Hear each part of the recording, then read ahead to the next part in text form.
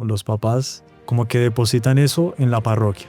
Dicen, no, el catecismo se lo enseñan allá, pero no, el catecismo comienza en casa. Darles esa conciencia de que por encima de los papás está Dios. La primera imagen que los niños tienen de Dios son los papás. Y son los papás los que tienen que ayudarle a trascender en el momento oportuno, porque después ya es tarde. No, es que es una mala amistad. Los demonios sobran. Lo que ellos no consiguen, lo consigue hacer el mal amigo. No es que los papás pueden corregir a sus hijos. Los papás deben corregir a sus hijos. Y sobre estos deberes, Dios va a pedir cuentas. María Reina, el podcast de los consagrados.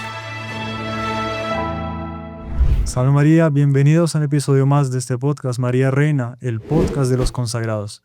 Y hoy el tema es muy importante. Muchas personas nos escriben pidiendo consejos, qué hacer con mi hijo, qué hacer con el futuro de mis hijos, cómo les voy a dar formación. Y bueno, son tantos los pedidos que hoy el tema es justamente ese. La formación, pero no simplemente formación, la formación cristiana de los hijos. Cómo hacer que nuestros hijos crezcan en el amor a Dios. Y para eso hemos traído un invitado muy especial. Salve María, Padre Mario, salve María, hermano Alfonso, y a todos ustedes que nos acompañan. Qué tema tan importante porque todos nosotros de alguna manera estamos involucrados con la educación de los jóvenes, de los niños, futuro de nuestra sociedad. ¿Cómo hacer que ellos brillen, se preparen para un futuro brillante? Bueno, una super universidad, un curso, profesores particulares, pero ¿qué es más importante? ¿No? Hay algo superior. Y es justamente el tema que vamos a tratar, la educación católica de los hijos. ¿Cómo dar esta educación? ¿Qué es educación para empezar? Claro. Y bueno, justamente lo que usted ha dicho, en la educación hay una inversión, ¿no? Por parte de los papás, invertir en un buen colegio, en la medida de lo posible, lo mejor, en una universidad, pero la inversión principal es esta. Una vez que va preparando para los hijos la vida eterna, ¿no? Aquí realmente está colocando en juego es la vida eterna, la salvación de ellos, las herramientas. Y lo estábamos conversando antes de conversar este podcast, es los deberes de los padres para con los hijos, ¿no? Sí. Hay un deber al respecto de esta formación. Y el no cumplir un deber, por lo tanto, quiere decir que en el juicio particular Dios le va a preguntar sobre ese deber. Le preguntará a los hijos si fueron receptivos ante el esfuerzo de sus padres en el cumplimiento de ese deber. Pero el deber existe. Los papás tienen esos deberes que vamos a revisar el día de hoy para que puedan aplicarse en ese cumplimiento y no se lleven un susto a la hora de prestar cuentas delante de Dios, ¿no? Hace parte de los mandamientos, ¿no? El cuarto mandamiento, que es honrar a padre y madre, también contempla ese lado, ¿no? De el deber de los padres frente a los hijos. No solamente que el hijo obedezca. Muchas familias o papás que dicen, bueno, tú no cumples el mandamiento porque no me obedeces. Pero él también tiene un deber. Ese mandamiento también obliga al padre a darle esa formación, ¿no? Entonces tenemos delante de Dios esa responsabilidad, ¿no? Y hoy día está muy en boga que entonces la libertad de los hijos, ¿no? Él tiene derecho a elegir. Entonces no se le da la formación porque él tiene derecho a elegir. El problema es, eso está clarísimo, filosóficamente hablando, las virtudes son hábitos.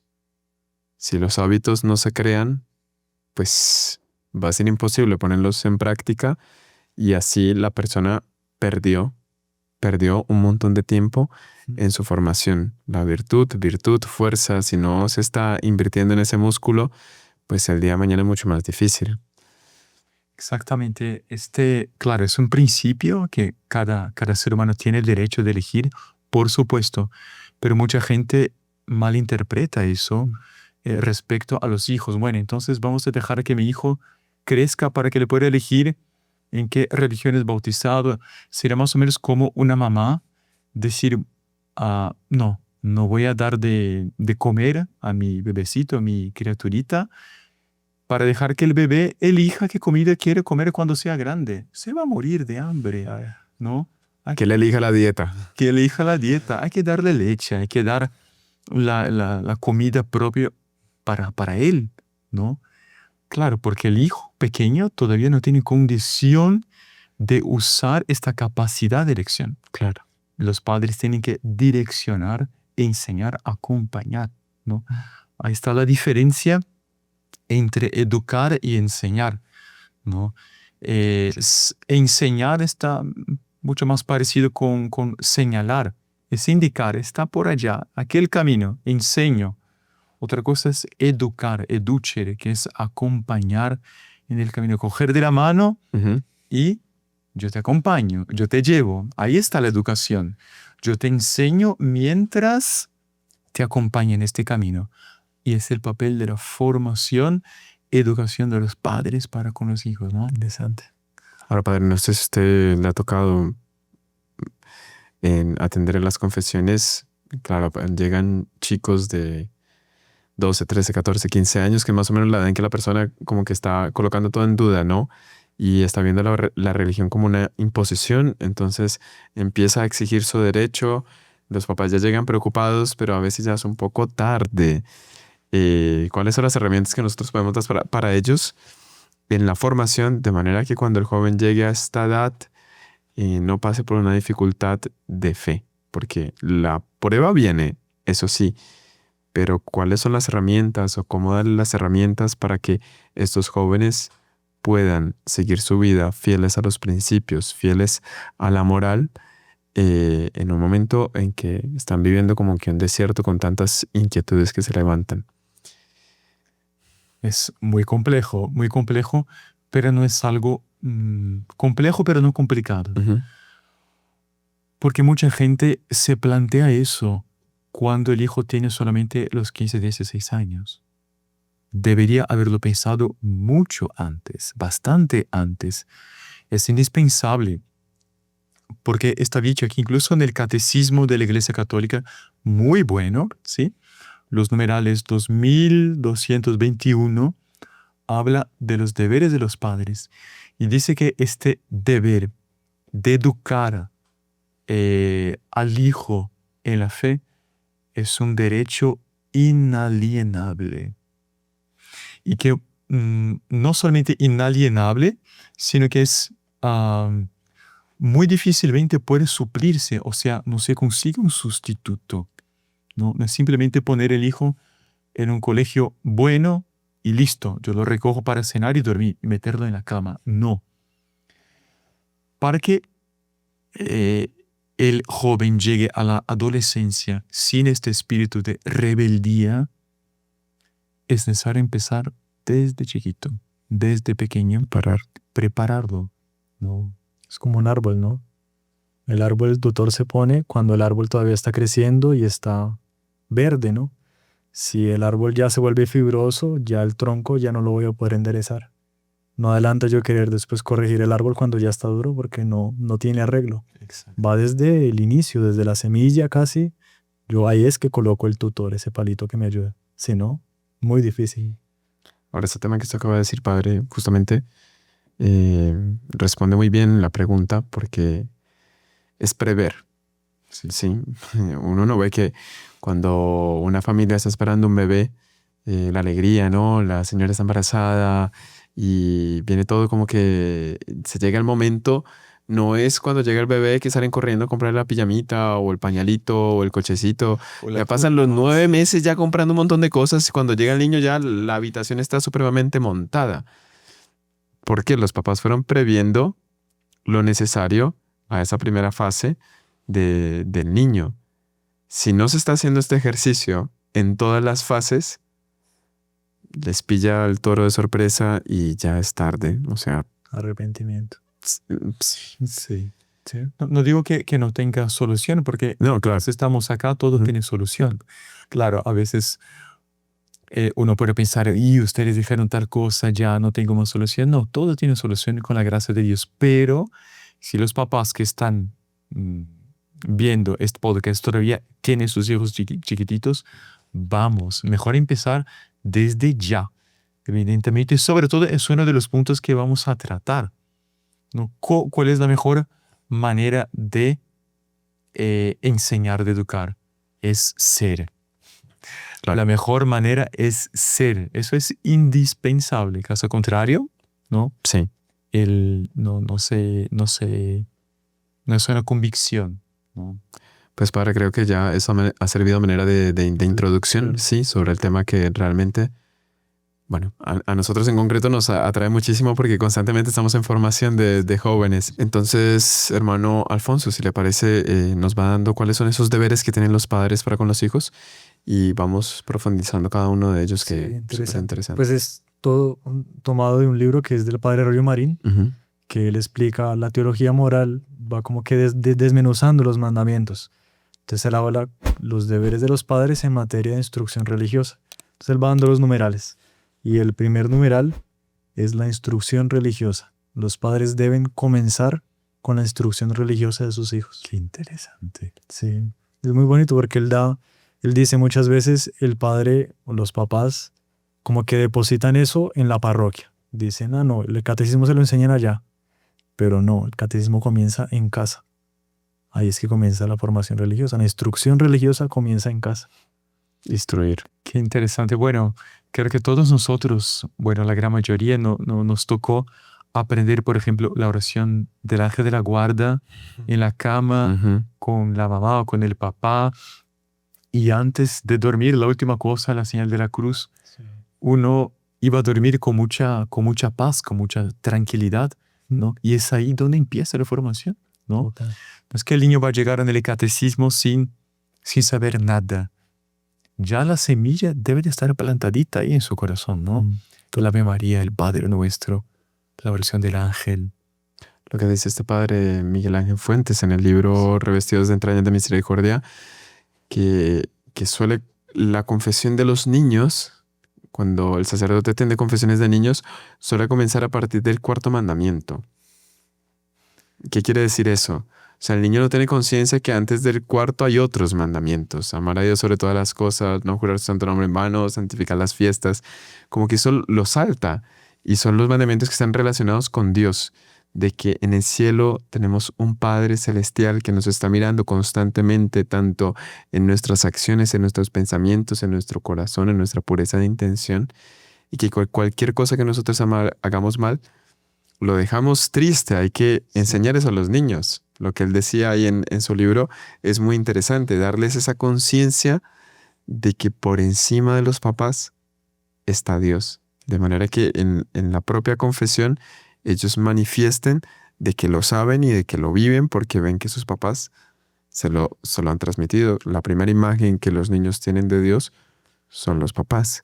Y son los papás los que tienen que ayudarle a trascender en el momento oportuno, porque después ya es tarde. El chico ya va a ver como un ser superior a su mejor amigo, o una mala amistad, o un arquetipo que le ofrece el mundo que tal vez moralmente no sea el más recomendable de ser seguido.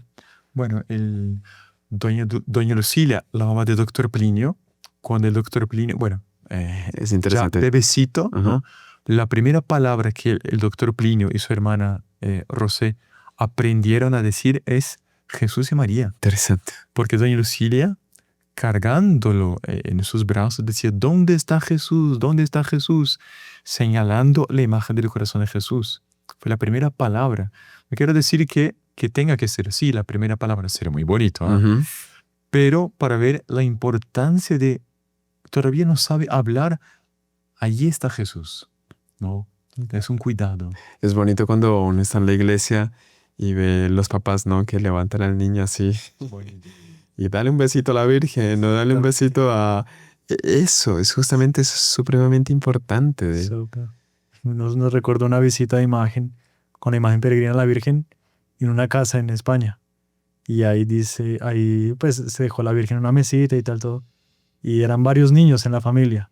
Y el más chiquito escaló la mesa y se fue acercando a la Virgen y todo el mundo, no, la va a tumbar. Cuando se acercó, le dio un abrazo y le dio un beso a Nuestra Señora. Del tamaño de la imagen el niño. Qué bonito. Y no, o sea, fue edificante. Porque ya desde tan chiquito te habían inculcado ese amor a Nuestra Señora. Qué bonito. Fue muy interesante. Ahorita en Navidad, antes del concierto, nosotros tenemos aquí al Niño Dios, bueno, que estuvo aquí también acompañándonos en esos días. de tamaño natural, ¿no? Y estábamos llevando el niño, preparándolo para el cortejo que iba a entrar solemnemente. ¿O fue al final? No, fue antes. Y ahí apareció en el camino una mamá con un niño, con un bebé. Y el bebé apenas vio al niño Dios, quedó así impresionadísimo. Estaba llevando el bebé así para el frente, porque es tan bonito pues que se vea, ¿no? El niño Dios. Y el bebé se quedó así, se quedaron los dos bebés cara a cara, y el bebé empezó a hacerle cariños al niño Dios. La escena era emocionante, Parecían dos bebés como que hablando, comunicándose. Y la mamá, interesante porque, bueno, si bien que el niño en ese momento no tiene uso de razón, pero le iba ya instruyendo, le iba ya hablando que era el niño Dios. Eso entra y se queda. Sí. Sí, Bueno, sí. si queda lo que la mamá le va diciendo al niño en el proceso de gestación. Impresionante. Podríamos incluso haber empezado ahí, Sí. ¿no? Sí. La vida de piedad de la mamá y del papá también durante el periodo de embarazo, de gestación, ¿no? En fin, pero tanta cosa.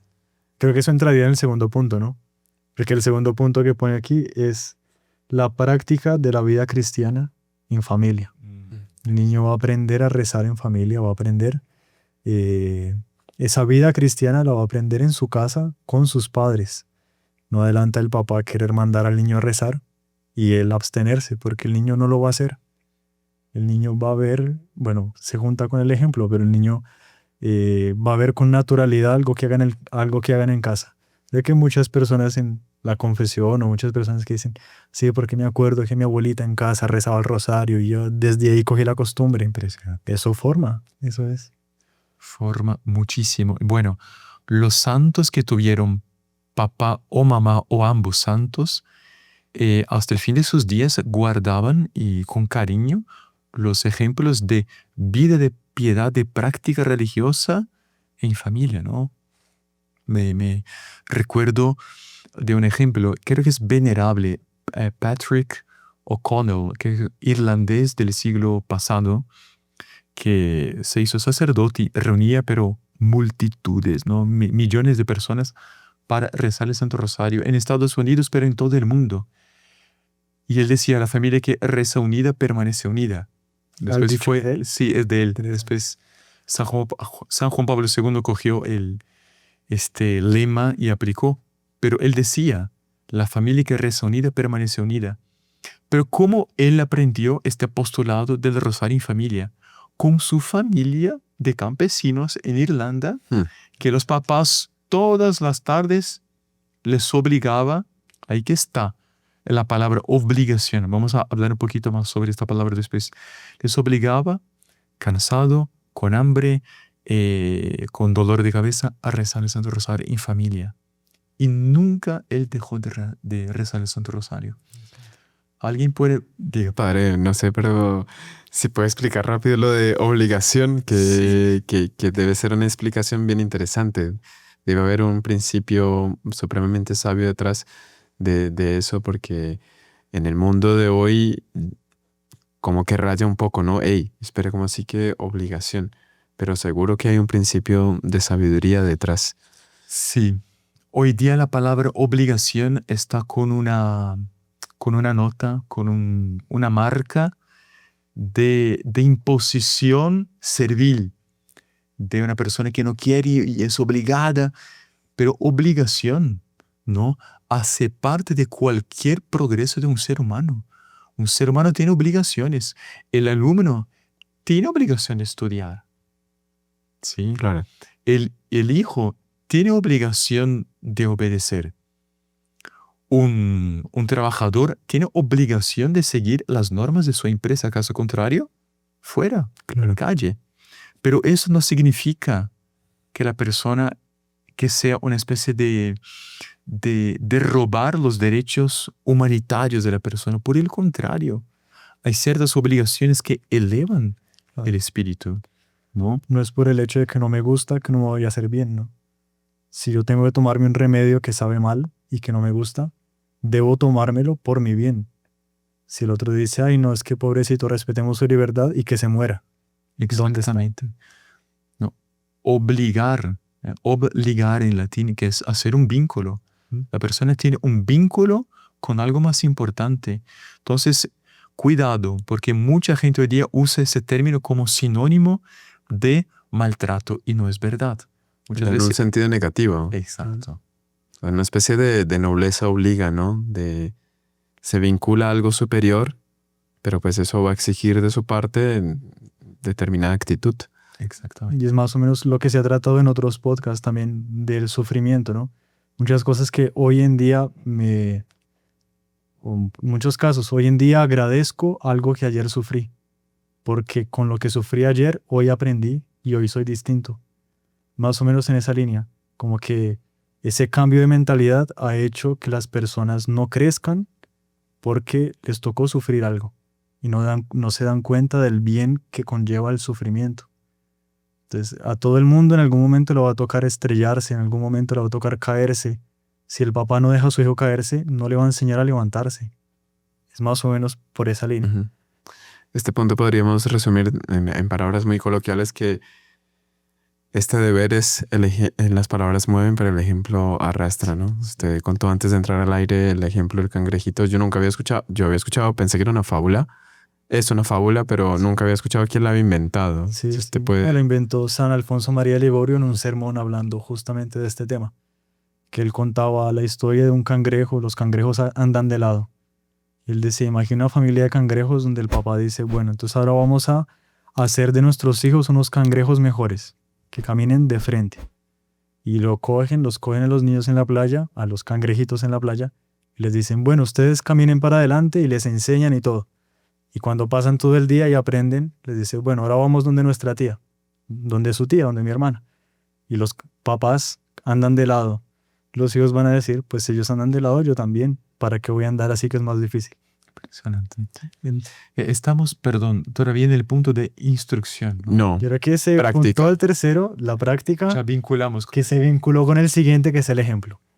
Y no, es tal ya. cual. ¿Práctica no era el ejemplo? Entonces, Buen ejemplo. sí. Entiendo. Pero es que pero todo, tan todo simple. está súper vinculado. Claro. En materia de práctica, padre, antes de empezar usted lo había mencionado, ¿no? Al final que dijo, bueno, ¿y los sacramentos dónde quedan, no? Exactamente. Sí, porque cuando uno lee en teología moral, por ejemplo, un papá que decide un domingo no ir a misa, obviamente por decisión, porque le dio pereza, qué sé yo, él se tiene que confesar, el papá. Pero no se va a confesar por un pecado de que él no fue a misa, sino de que 5 no fueron a misa. Porque la decisión que él tomó repercutió en su esposa y en sus hijos. Porque no cumplió con su deber. Exacto. Ya recae inmediatamente la obligación de los otros sobre él. Porque estaba a este punto, ¿no? Sí, es súper, súper importante que sea ejemplo, ¿sí? Pero la cuestión de los sacramentos es indispensable, ¿sí? Los sacramentos, sobre todo sacramentos de iniciación cristiana, Ujú. es el bautismo. ¿Cómo duele a veces?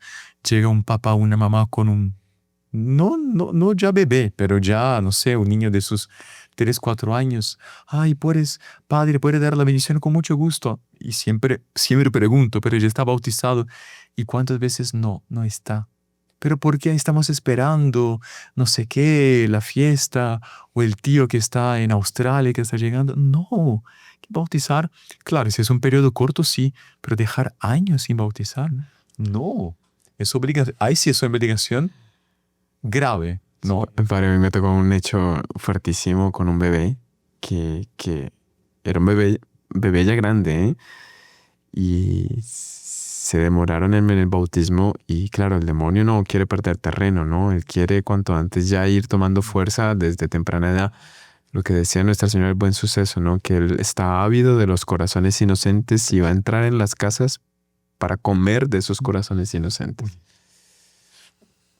Padre, fuimos a hacer una visita con la imagen de la Virgen y cuando entramos fue solo llegar a reportarnos, el niño entró en un colapso de llanto increíble. La familia decía, esto no es normal, ¿qué le pasa? No sabemos por qué se está comportando así. El niño no hablaba, ni mamá, papá, nada. Y ahí cuando la situación estaba tan difícil con el niño llorando que le dijimos a la señora, mire, si quiere volvemos después porque usted hay que atender al bebé. El bebé está necesitando atención. Lo trajo a la sala y todo, medio lo intentó controlar. Le dijimos, hagamos una pequeña oración y nos vamos. Cuando empezamos a hacer la pequeña oración, Padre Nuestro, ahí el niño entró en más desesperación. Pero cuando empezamos a rezar el Ave María, inmediatamente, estamos hablando de un bebé. El bebé inmediatamente puso las manos en las orejas para tapar Dios. y no escuchar el Ave María. Ahí, obviamente, nos miramos, los dos que estábamos ahí. ¿Hay algo? Aquí está distinto. ¿Hay algo más? Hasta el momento no sabíamos que no estaba bautizado, ¿no?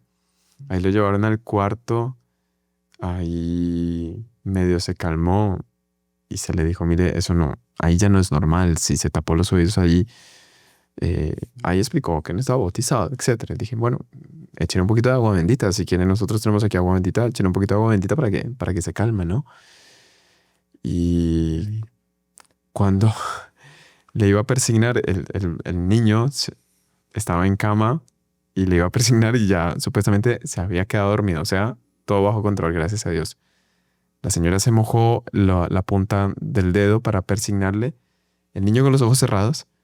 Cuando ella ya iba a llegar a la frente, el niño con los ojos cerrados inmediatamente puso las manos en la frente y se tapó para que no dejarse mojar. Dios santo. La historia continúa un poco.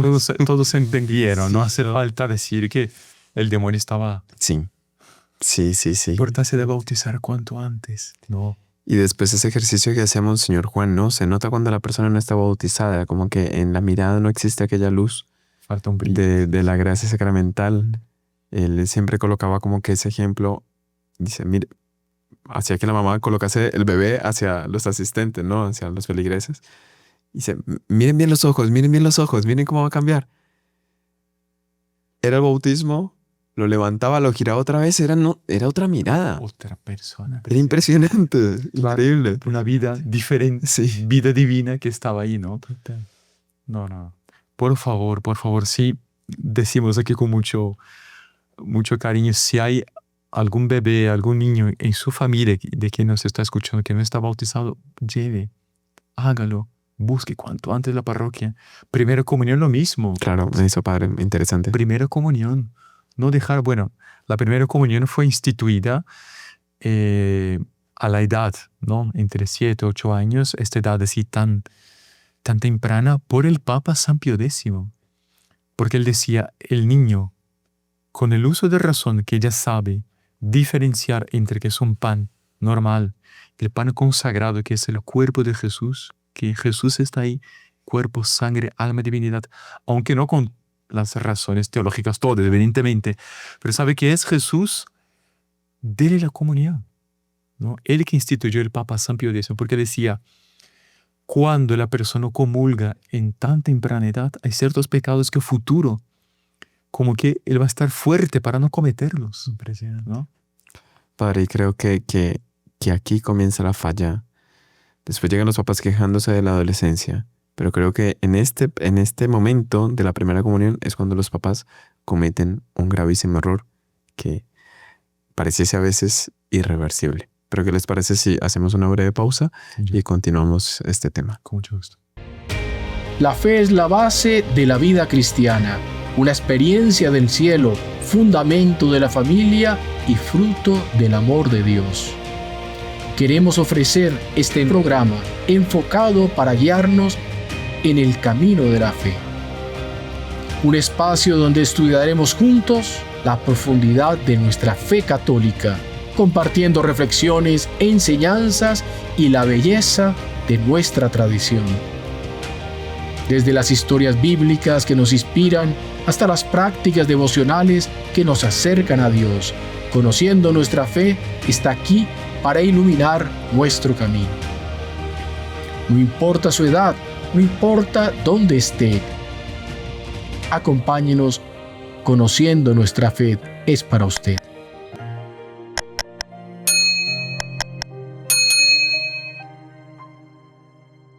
Y continuamos. Estábamos hablando de la primera comunión, ¿no?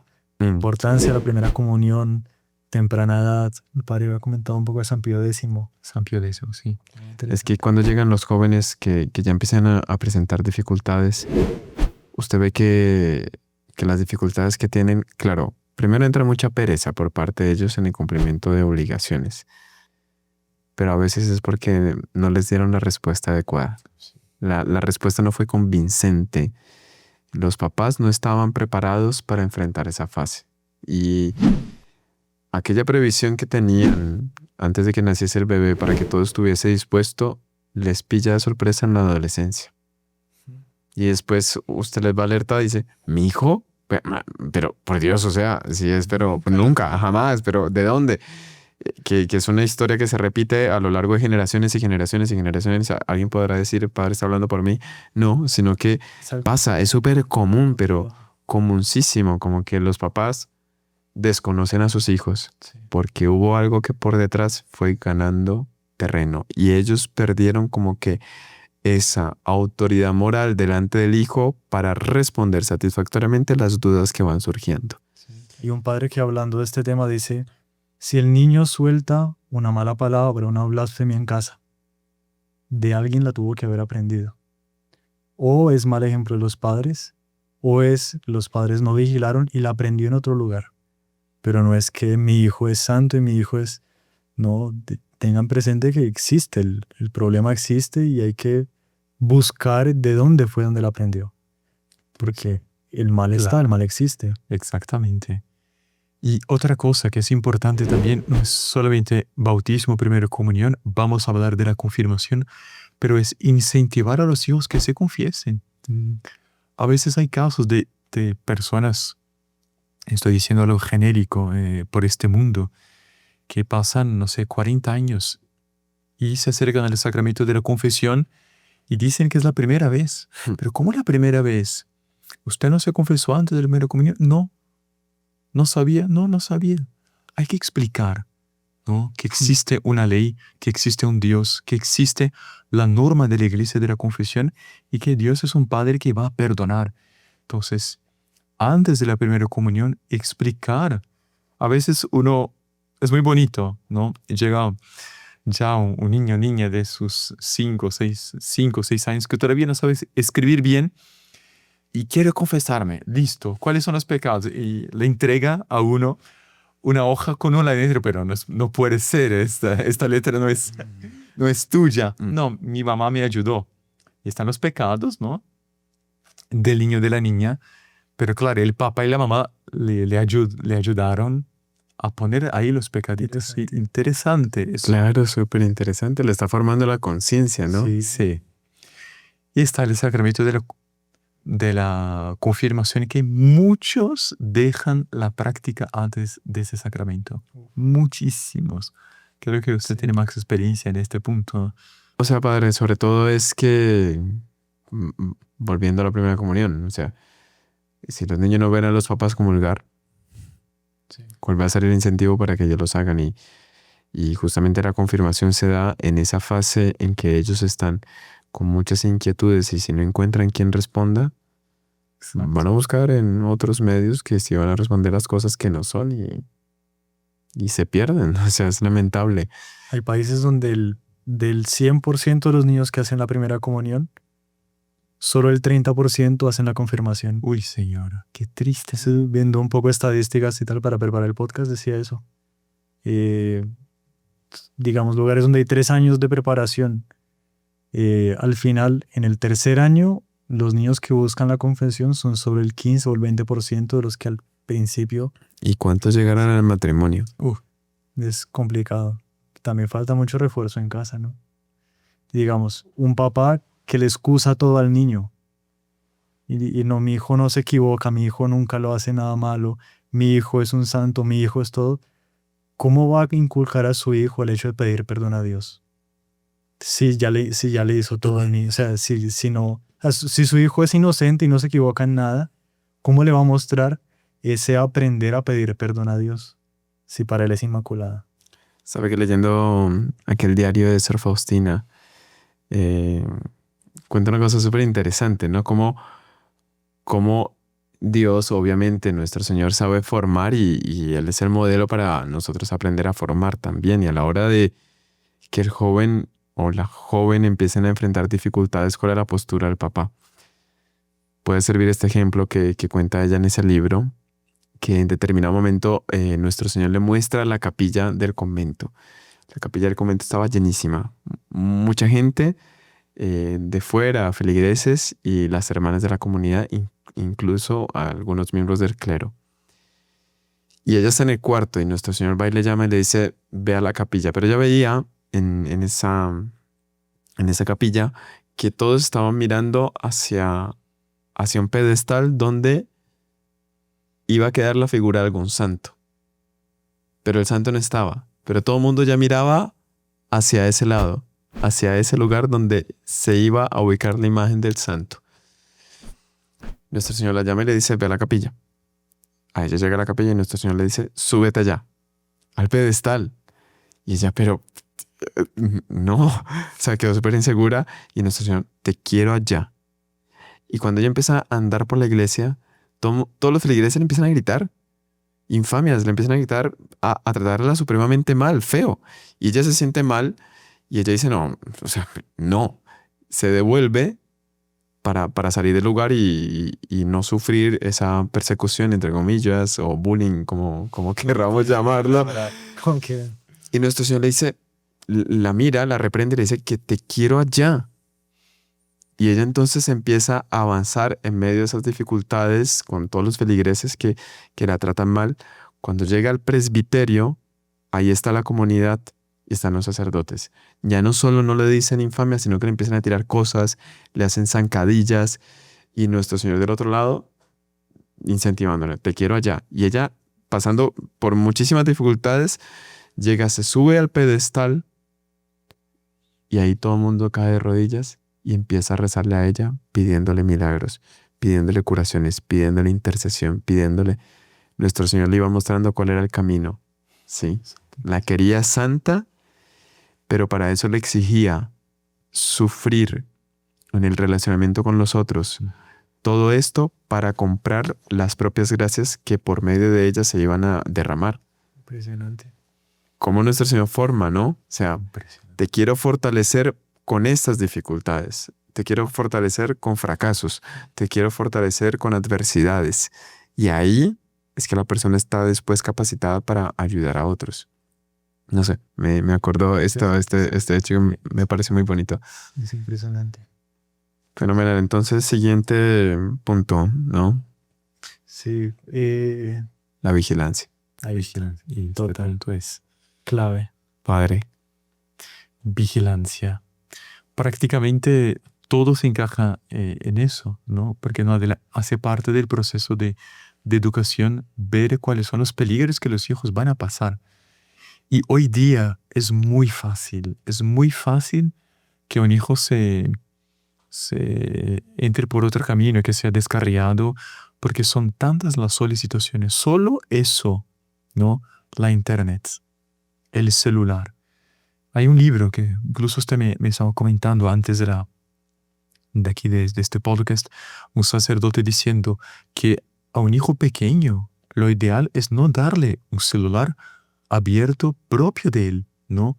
A los 5 o 6 años, él tiene acceso a un montón de cosas que no tiene madurez y sobre todo espiritualmente no está preparado para decir no. Cuántas inmoralidades, cuántas palabras, cuántas obscenidades, cuántas... No solo la parte moral del pecado de impureza, pero a veces ocurren que niños encuentran cursos de consagración a Satanás.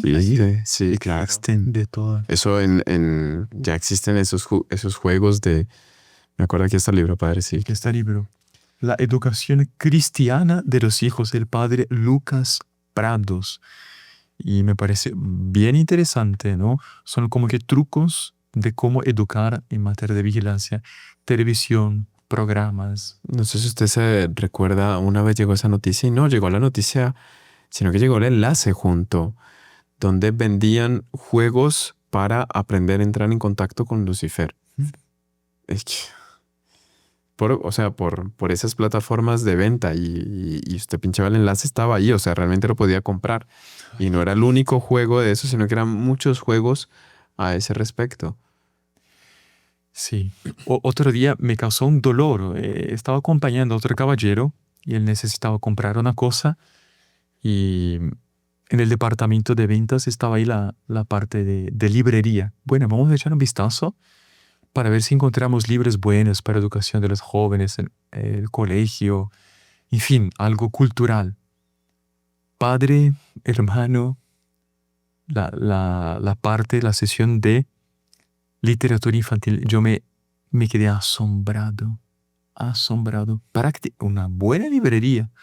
Prácticamente literatura infantil con historias. Siempre había algo de magia, de brujos, de monstruos, de dragones con poderes preternaturales, abriendo como que un área en el alma de un niño que está buscando algo maravilloso, pero de un mundo siniestro, oscuro, espíritus malos. Y en esa literatura, en el fondo, el que es victorioso en la vida es aquel que tiene contacto, ¿no? Que sabe hacer fórmulas secretas, o sea, abriendo paso para la brujería. Pero libro para niños de 8, 9, 10 años, Qué horror. ¿no? Qué triste. Por eso los papás también vigilancia, que están viendo, que están escuchando, que están leyendo. Están leyendo. Bueno, sí leen, ¿no? Porque Bueno, Pues sí, esa es la otra. punto. bueno, está la cuestión vigilancia también de las amistades. Sí, padre, exacto. No, iba a tratar el siguiente punto, pero sí quiero hablar de las amistades, porque de hecho es una de las cosas que más asustan a los papás, es que van llevando a sus hijos, piensan que el terreno está mi angelito, como lo quiero, es el mejor, pero en determinado momento, una mala amistad en poco tiempo acaba con todo. Hay un hecho famoso de un santo, no me acuerdo qué santo fue, que él tuvo una visión mística de muchos demonios tentando a un niño. Que todos lo tentaban, en determinado momento llegaba un amigo y los demonios se iban. Y ahí él entendió, digo, ay, ¿será que el amigo de ese? No, es que es una mala amistad. Los demonios sobran. Lo que ellos no consiguen, lo consigue hacer el mal amigo. A los demonios no les hace caso, pero al mal amigo sí. No me acuerdo a quién era el santo, pero es tal cual. ¿Cuál? Es tal cual. Y el papá, mamá, no tener miedo, recelo por eso, de decir, hijo mío, con este sí, con este no, con esta sí, con esta no. Hay que decir, Claro. esta no es una buena amistad. Porque incluso, bueno, hablamos de los celulares. Ideal que los papás, si el joven ya tiene, etcétera, echen un vistazo a cuáles son los contactos que están haciendo, que están hablando. Eso no es robar la libertad. Porque ahí puede pasar de todo. No, padre, ahí Todo. no, es terrible porque las nuevas generaciones obviamente se familiarizan mucho más con la tecnología, los papás están atrás y si no están con esa preocupación de vigilar, pues les coge de sorpresa. Les coge de sorpresa, nunca van a saber a ciencia cierta hasta dónde llegaron y los jóvenes ya saben cómo ocultar. Entonces dificultan un tanto más la tarea a partir del momento en que ya dejan un dispositivo de estos a su alcance pleno y uso personal. El joven como que tiene el derecho a esconder un montón de cosas y se pone bravísima cuando intentan los papás querer saber qué hay detrás. Y ya es tarde. Ya es tarde. Hay a veces es un proceso irreversible en este punto, ¿no? Otro punto de la vigilancia, controlar los horarios de los hijos. Me voy de fiesta, está bien, ¿a qué hora vuelve? ¿Con quién va? ¿No? ¿Y qué tipo de fiesta también? ¿No? No puedes simplemente soltar a un hijo pequeño todavía en la casa de un desconocido para una fiesta desconocida. Hay que estar de ojo. Sí, claro. Y toda esta vigilancia va en función de formar el carácter, ¿no? Darle esas herramientas para que él después, cuando se encuentre algo malo, sepa decir no y sepa elegir y sepa contrarrestar. Porque también hay papás que limitan mucho a sus hijos la sobreprotección, pero no le dan las herramientas. Entonces, bueno, un sacerdote que hablaba sobre nuevas técnicas de educación y tal, ponen en una burbuja a su hijo, pero le quita las defensas en determinado momento. Cuando se encuentra con el mal, el niño no sabe decir no, porque la mamá ha dicho no por él durante todo este tiempo. El vigilar es mostrar que sí existe un mal y mostrar que cómo debe reaccionar delante de eso. Porque la mala amistad va a llegar después. Cuando él llega a la universidad hacia más grande, se va a encontrar un mal ejemplo, él va a tener que saber decir no. También es otro punto de la vigilancia. No es solamente revisar de que él no le vaya a pasar nada, sino darle las herramientas y formar el carácter para que pueda decir no después. Sobre todo eso, ¿no? Sí. Corrección. Corrección, claro. Siguiente obligación, o sea, no es que los papás pueden corregir a sus hijos, los papás deben corregir a sus hijos y sobre estos deberes Dios va a pedir cuentas. Mire, está en el catecismo de la Iglesia Católica, de San Juan Pablo II, vale la pena, los papás que no tengan, vale mucho la pena que lo consigan, que lo tengan en casa. Pero sobre este punto de corrección, ¿no? Hay dos citaciones, ¿no? La primera del libro Siracide del Antiguo Testamento. El que ama a su hijo le corrige sin cesar. El que enseña a su hijo sacará provecho de él. O sea, la corrección es amor, ¿sí? Mucha gente piensa, no, corregir en el fondo es odio. No es verdad, es una mentira del demonio. No aparece completa, ¿no? Porque a las tantas decía las Sagradas Escrituras que si no lo corriges porque lo odia. Sí. Lo odia, exactamente. El que ahorra la vara a su hijo lo odia. ¿Sabe bien? Proverbio. No me acuerdo qué libro es, pero es fuerte. Sabiduría. Sabiduría. Es fuerte, pero es verdad. Es tal cual. Y bueno, y San Pablo, ya Nuevo Testamento, ¿no? Dice,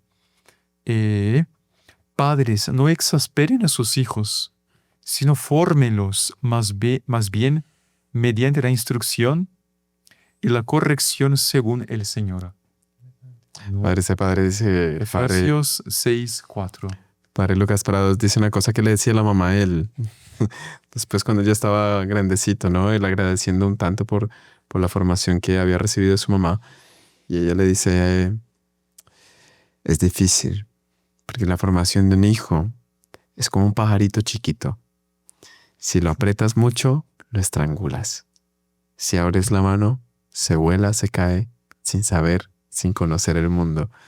Es tal cual, es necesaria la acción del Espíritu Santo para tener esa tarea de formar hijos. Por esto la necesidad del propio sacramento del matrimonio, que es donde están las gracias propias para la formación de la prole, ¿no?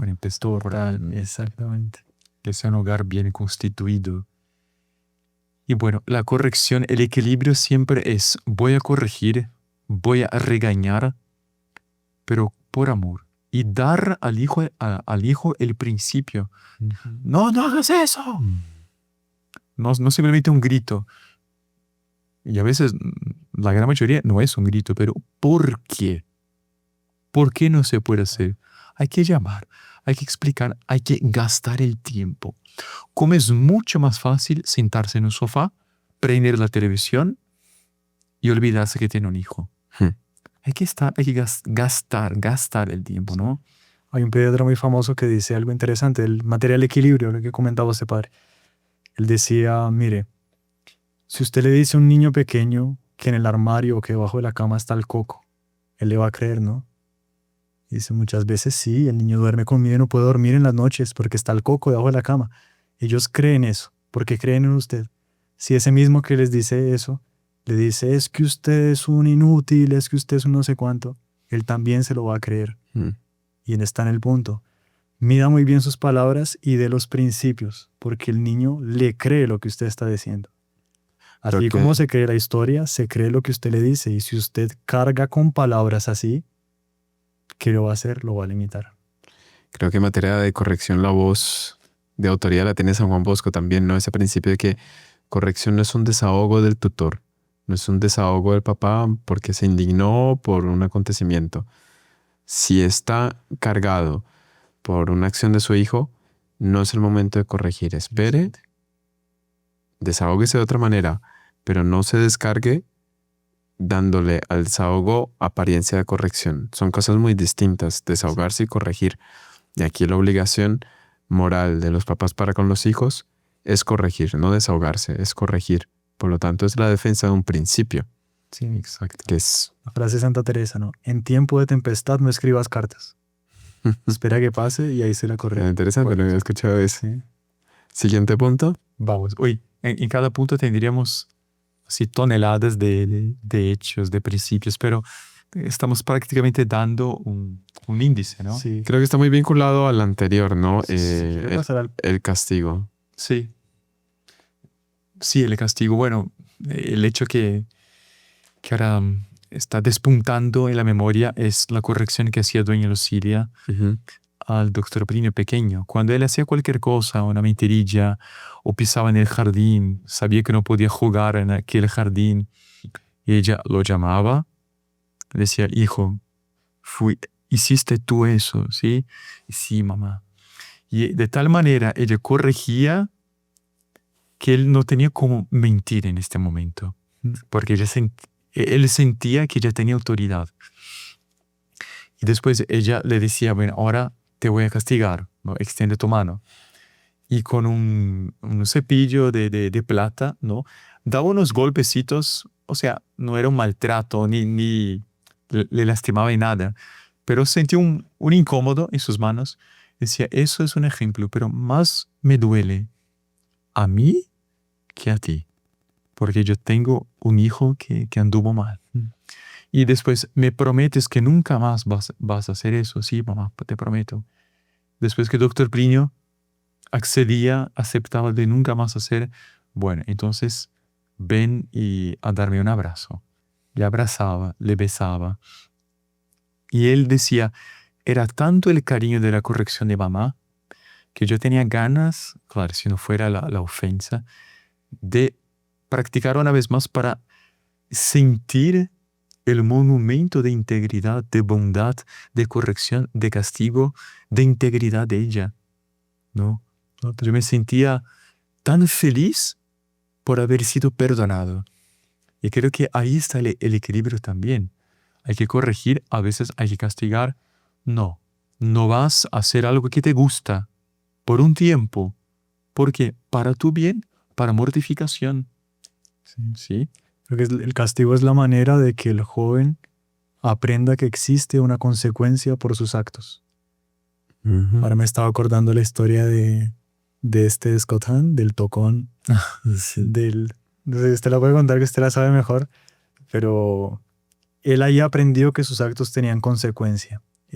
Por eso existe el castigo.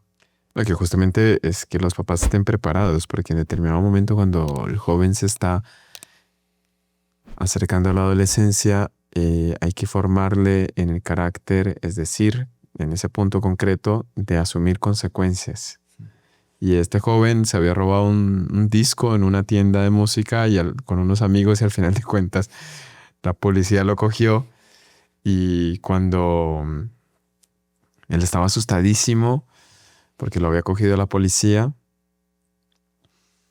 y la policía era una señora, le dio la excusa perfecta y dijo, seguro algún joven mayor te obligó a hacer esto. Y él dijo, esta es la excusa perfecta. Y él dijo, sí, fue horrible, me amenazaron, ellos me obligaron, yo no quería hacer esto. Entonces la policía llamó a la mamá, le entregó al hijo a la mamá y le dijo, mire, su hijo, vinieron unos chicos más grandes, le obligaron a hacer esto, esté atenta con esos otros chicos, que no ande con ellos. Y bueno, la mamá le dio unos consejos, y cuando llegó el papá, la mamá le contó al papá que unos chicos grandes le habían obligado a robar el disco, y el papá dijo, no, eso no es verdad. Y ahí después, pero ¿cómo no le vas a creer si es tu hijo? No es verdad. Ahí fue donde el hijo, fulano, Scott, vamos. ¿A dónde vamos? ¿Qué fue lo que pasó? Y dice, no, y le contó toda la historia, ¿no? Que en el bosque, en determinado lugar, ahí él tenía que entregar el disco a los amigos. Entonces le dijo, ok, vamos al bosque y me muestras el lugar donde tenías que entregar el disco. No fue en un tocón de árbol, en un pedazo de árbol. Vamos al carro. Y el niño dijo, él lo cuenta ahí en el libro, pues, hombre, vamos a un bosque, está lleno de tocones, el primero que encuéntrelo. Y empezó a entrar en el bosque al lado del centro comercial. Se puso nervioso porque no encontraba ningún tocón y Scott, el tocón, ya, es por aquí, es por aquí, es por aquí. Cuando encontró un montón de arena, de tierra, una cosa así. Buscando el Claro, tocón. sí. Y él dice, aquí tenía que dejar el disco. Eso no es un tocón, es un montón de tierra. Y dice, perdón, tocó un montón. Me confundí las palabras. Al carro. Hubiese preferido tener un hijo meramente ladrón a que tener un hijo ladrón y al mismo tiempo mentiroso. Él dice que sin saber, ellos eran protestantes, ¿no? Él dice, mi papá sin saberlo me estaba preparando para mi primera confesión, Impresionante. para la conversión. Qué impresión. La palabra castigo viene de castificare, que es tornar casto. Un castigo es para limpiar. Qué es lindo, para castificar. Buena. Es muy bonito. Qué lindo, sí. Que tendría en el mundo moderno una mala connotación. Claro, debe haber una medida, un equilibrio y no se debe de ninguna manera. Pero mire, el propio origen de la palabra es lindísimo. Ahora, dentro del castigo está la amenaza, ¿no? Si el papá amenazó, mida muy bien las palabras, Yeah. porque va a tener que cumplir. Exactamente. Se desautoriza después delante de sus hijos y advirtiendo, admonestando y amenazando, no cumple si el hijo llega a incurrir nuevamente en La falta. la falta, sí, en la falla. Pero bueno, Estamos con el tiempo, ¿no? ya casi, padre. Un punto más. 2 puntos más. Aquí es súper importante. 2 puntos más rápidos. Vocación. Este daría para muchísimo tiempo, pero sí se está acabando. Vocación, padre. Pues aquí también el catecismo dice, ¿no?, que los papás, claro, tienen que acompañar, aconsejar y preparar al joven para su futura elección, pero a sabiendas de que Dios tiene un plan con designa. No es el papá y la mamá que van a determinar la profesión ni la vocación del hijo, pero van a dar instrumentos, herramientas para que la elección sea buena. Si es el matrimonio, los papás deben dar consejos ya cuando el hijo ya está en la edad matrimonial, aunque ya sea mayor de edad, a dar consejo. ¿Con quién? No puede ser simplemente con cualquiera que aparezca. Hay que dar buenos principios. Es religioso, no trabaja, cómo es la parte psicológica. Hay que hacer con que el hijo reflexione, ¿no? Pero dice aquí el catecismo, los padres deben acoger y respetar con alegría y acción de gracias el llamamiento del Señor a uno de sus hijos que les siga en la virginidad por el reino de los cielos, en la vida consagrada o en el ministerio sacerdotal. ¿Cuántos hijos que hoy son santos, pero tuvieron mucha dificultad con sus papás de seguir el camino religioso? Bueno, San Alfonso María de Ligorio, el papá le quería prohibir de todas maneras. Después, San Luis Gonzaga, por ejemplo, que era noble, tenía un futuro brillante, marqués, el heredero del marquesado, todo. El papá no le dejaba. Fueron años de lucha respetuosa. Hoy día él tiene un hijo santo en los altares, pero sí la mamá le apoyaba mucho. La mamá cuidaba. Entonces, incluso me recuerdo de un hecho de San Juan Bosco. Llegó una señora con sus tres hijos para que San Juan Bosco les bendijera, ¿no? Y San Juan Bosco, este será un doctor, es extraordinario. Uy, todo orgulloso. Este será un abogado muy famoso. Uf, ahí no se cabía de felicidad. Este será un santo sacerdote. Y la mamá le dijo, uy, no, padre, prefiero verlo muerto. Dios mío. Le dijo a San Juan Bosco. Y San Juan Bosco le miró a ella y le dijo, bueno, sea como tú dijiste. A los 4 o 5 días, la mamá se vino llorando a San Juan Bosco porque el hijo estaba muerto. Padre, usted me ¿En se acuerda serio? hace unos meses atrás, tal vez completa el año, pasó eso hace poco sin San Juan Bosco, que el papá dijo, fueron a visitarlo y el papá lo encontraron sobre la mesa con la cabeza entre los brazos, no quería levantar por nada, pero él dijo, mi hijo, Aquí, en una visita de los heraldos con la Virgen, ¿no? sí, exacto, y él dijo, mi hijo antes muerto que sacerdote, y murió. Y el papá no sabía, que estaba desesperado, porque él lo había dicho claramente. Un accidente de moto, sí. Yo llevaba muy a serio eso. No, por Dios. Si Dios le llama, o sea, ¿por qué decir no? ¿Por qué impedir? No. En fin, eso sería otro Otro podcast. podcast sobre eso, ¿no? Padre, último punto, también muy interesante, el perdón. Fenomenal. Hermana. Porque el perdón, hermano Alfonso, usted lo metió ahí. Yo creo que es lo que más forma, ¿no? Yo creo que va muy ligado al ejemplo, pero hay un santo, creo que es San Juan Bosco, que dice que los hijos ven la imagen de Dios en sus padres. Y ese comprender que Dios perdona solamente lo van a ver si ven ese ejemplo de perdón en su casa, ¿no? Ver a ese padre que perdona, ver a esa madre que perdona o lo perdonan y se perdonan entre ellos. Qué bueno. Creo que eso es dar una verdadera imagen de Dios, porque Dios es eso con nosotros. No sé, padre. Tal cual. O sea, que los hijos vean que papá no guarda rencor contra mamá y viceversa. Él tiene que sentir que hay una capacidad de perdonar. Y otra cosa muy bonita que no tenía presente así tan claramente en el catecismo, que los padres no pueden tener miedo, recelo, si ellos se equivocan, de pedir perdón también. Ahí está en el catecismo. Está dicho, de reconocer.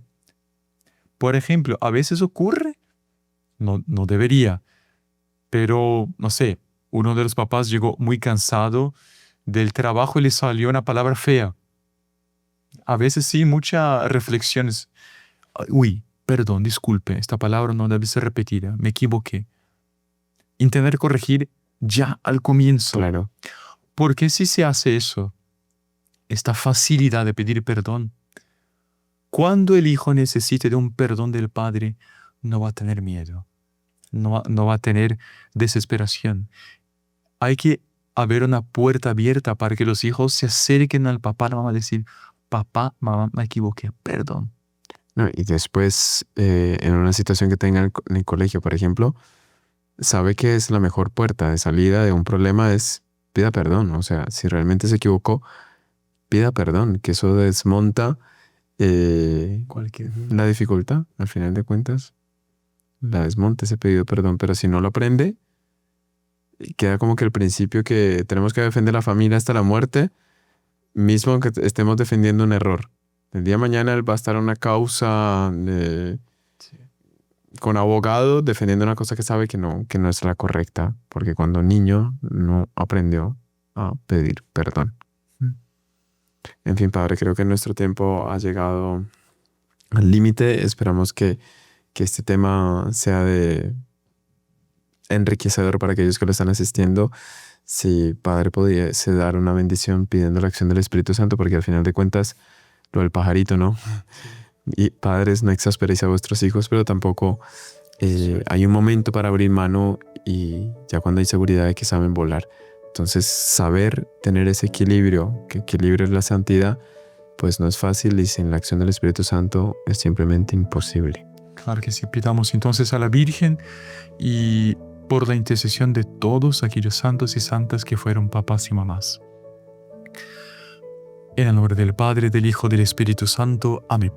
Dios te salve María, llena eres de gracia, el Señor es contigo.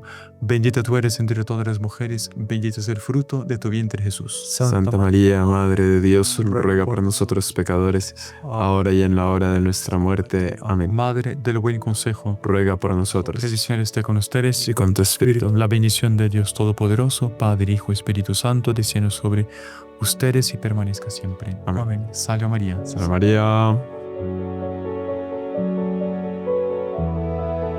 Chao.